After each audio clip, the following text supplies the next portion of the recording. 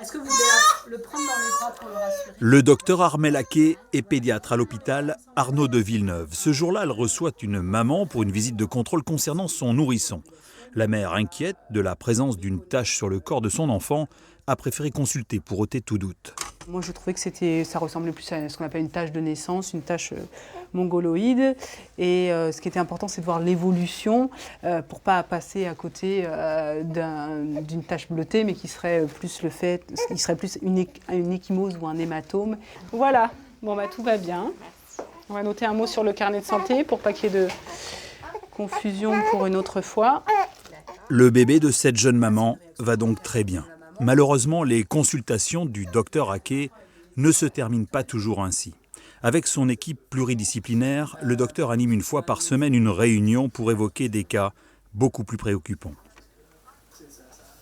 On note une image ici de fracture de toute la virole d'ossification de la métaphyse. C'est la fin de l'os du tibia gauche. Et cette fracture-là est hautement spécifique de maltraitance. Sur ces radios, des traces de fractures. Victimes du syndrome des bébés secoués, les lésions cérébrales seront fatales à ce nourrisson. L'an passé, 4 d'entre eux sont morts dans l'Hérault. On sait que, notamment pour ce type de maltraitance, il n'y a pas de facteurs sociaux. Ça peut arriver dans n'importe quel niveau socio-économique. Autour de cette table, du personnel hospitalier, spécialiste de l'enfance et de jeunes médecins en formation. Pour le groupe Enfance en danger, la rigueur dans le diagnostic est essentielle.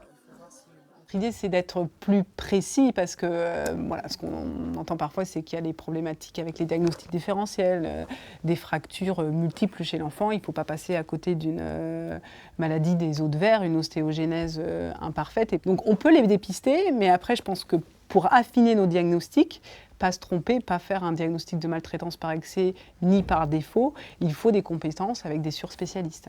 Il y a eu un premier signalement en 2015. Ouais. Okay.